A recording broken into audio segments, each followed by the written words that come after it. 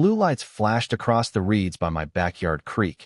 Not police lights, not even close, just dollar store strobes zip-tied to a rake, pulsing in the gray dawn. I'm standing there, coffee steaming in my hand, wondering if I'm still dreaming or if this is really my life now, when a woman in a navy windbreaker, hair yanked back so tight you could bounce a quarter off her forehead, starts waving what looks like a badge at me. I squint, maybe a little too hard. It's a bottle opener shaped like a sheriff's star. She stands tall, hand on a plastic holster, and in a voice that sounds like it's been filed sharp for years, she says, "By authority vested in me by the Watershed Patrol." Yeah, that actually happened. I almost spit out my coffee, right there on my deck. 10 minutes later, she fainted flat onto my stepping stones after I explained that. Funny thing, I actually own the Watershed. Let me back up a sec. My name's Nolan Mercer. I'm a software engineer, chronic porch reader, and, according to my neighbors, a serial ignorer of group emails. 2 years ago, I picked up a cedar-sided ranch at the edge of Sycamore Glen, mostly because I love quiet and the way the little creek winds between the backyards. This place is peaceful, or, well, it should be. Except for one exception big enough to block out the sun. That would be Beatrice Clean, our HOA president, a woman who could stand in for a stop sign, posture-wise, and has the temperament of a hornet sealed in a jar. She runs the Sycamore Glen Architectural Committee like she's manning the gates at a medieval fortress. According to her, my crimes include hanging a wind chime, stringing up a hammock, and, worst of all, enjoying the creek without filing something she calls a seasonal water feature appreciation request. Form 14B. No, I'm not making that up. I didn't even know such a form existed until she left 3 copies in my mailbox, each with a new layer of highlighter, notes in the margin, underlines everywhere. The notes started almost as soon as I moved in. Lime green slips in my mailbox, tucked into my boots, once even folded into a loaf of zucchini bread like it was some kind of legal bakery subpoena. At first, I thought it was a weird neighborhood prank, stuff like suspicious algae vibe scribbled across the top. I laughed it off. But then Beatrice started keeping a schedule, timing my lawn mowing sessions with a laser thermometer, saying I was generating heat that could disturb migratory birds. I didn't have the heart to tell her the birds were Canada geese, and unless there was a tornado, they didn't care about much. Next thing I know, she's staring through binoculars from her kitchen, snapping pictures of my hammock like it's some crime scene, leaving a citation on my windshield for unauthorized vehicle idling, which is wild, considering my car had been off for 3 hours. This citation was on HOA letterhead, clip art gavel, Vehicle Compliance Division, in pirate map font, the whole 9 yards. I kept it just for laughs. Good thing, too, it'd be useful soon. And then, right when I thought it couldn't get weirder, a drone started hovering over my creek, duct-taped GoPro buzzing like a mechanical mosquito. Beatrice stood on her back slope, barking into a megaphone. HOA inspection. The drone swooped low, spooked a heron that had been fishing in peace. She accused me of water hoarding because I'd set a few rocks along the bank to slow erosion, like I was some kind of water dragon guarding a stash. She claimed the creek was under community jurisdiction, which was hilarious since the county owns it, and, honestly, the upstream beavers do more management than anyone. I waved at her drone. It wobbled, crashed into a willow.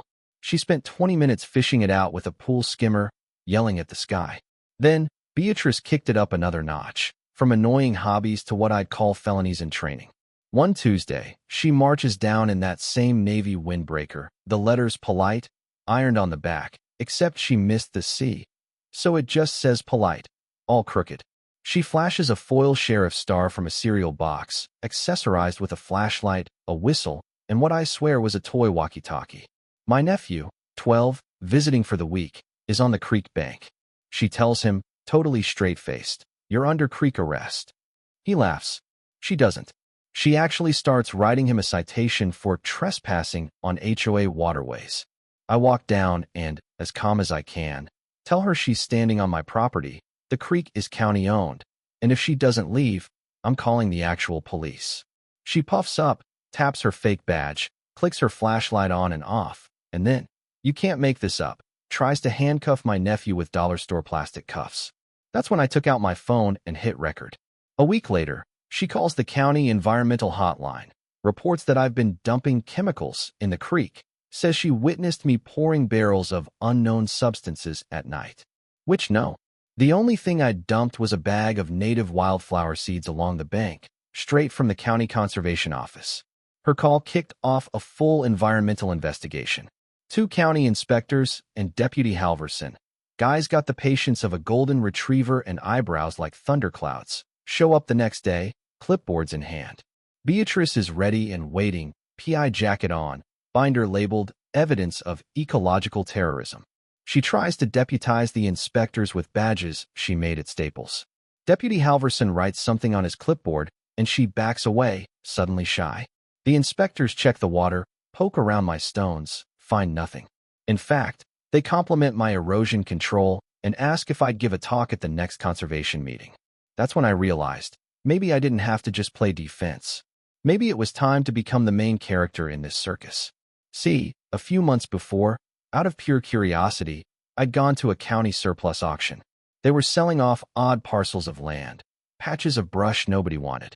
One listing stood out, Watershed Parcel C, 117, a skinny strip upstream, overgrown with invasives, technically part of the official watershed. I bought it for less than a decent kayak, filed a conservation easement, got a little grant, even got a nice letter from the conservation office. With that, I got riparian rights, real, county-backed authority over that stretch of creek. So when the county folks finished their tests, I invited them, Deputy Halverson, and a few HOA board members over for iced tea on my patio.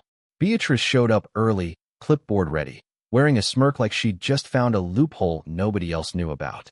Everyone's getting settled, and I pull out my deed, stamped, legal, hard copy, and lay it on the table. Miss Clean, I said, I don't just have permission to touch the creek. I own the watershed upstream that feeds it. You could have heard a pin drop. I walked them through the easement, the grant, the letters from the county. Gerald, the board accountant, let out this low whistle. Then, just to really drive it home, I mentioned the drone, how her little mechanical mosquito had been flying over my property, caught on my security cameras, timestamps and all. I also pointed out, very calmly, that impersonating an officer, fake badges, cuffs, the whole show, was a crime under state law. Slid a printout of the statute right across the table. Deputy Halverson nodded. The board's treasurer whimpered, the sound you make when you know your insurance premium's about to triple.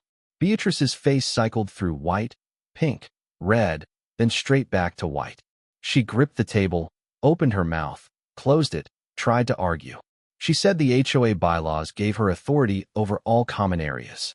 I pointed out, with receipts, that the creek was not a common area. She said I was threatening her.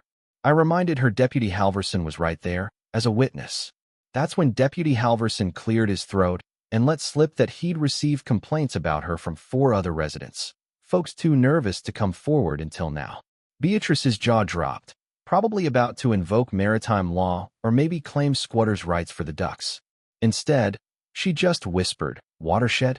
like it was some new zodiac sign, then fainted cold onto my border stones. Clipboard hit the ground. 30 seconds later, she's blinking awake, face to face with a notice of violation, her name printed in bold. Yeah, that happened too. After that, things moved fast. The county charged her with impersonating an officer and unlawful harassment.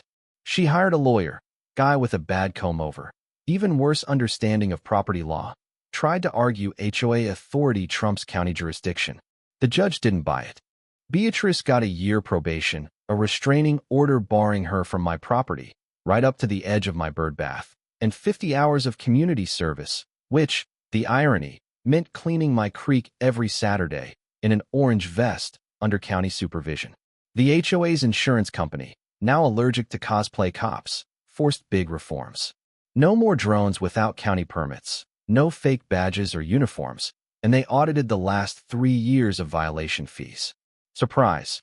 Beatrice had been skimming off the top, shuffling 30% of the fines into a community improvement discretionary fund, which, let's be real, funded mostly her office snacks and probably the megaphone. The board was furious, the residents furious, even her friends bailed. She got voted off in an emergency meeting. Packed house, every seat full, people standing in the back. The vote, 43-2. Only her next-door neighbors dared back her up. When the results came in, she stood at the front, face bright red, waiting for someone to say it was a prank. Nobody did. The only sound was a few folding chairs creaking, someone coughing in the back. She grabbed her binder, hugged it to her chest, and walked out without a word. Door swung shut behind her, just a soft click. You know, I stood in that quiet afterward, and I honestly wondered, did I win? Or just survive? Some folks think it's a simple story of right and wrong, justice served up with a side of sweet irony. But maybe, just maybe, it's a warning. Every neighborhood's got a Beatrice. Sometimes you're lucky enough to outlast her. Sometimes you just get better at ducking drones. So what do you think? Was I right to stand my ground? Did the punishment fit the crime? Or did things go too far? Drop your take below. I know I'm not the only one with a crazy HOA story. Let's hear yours, because honestly, these days, justice in a neighborhood, that's a team sport.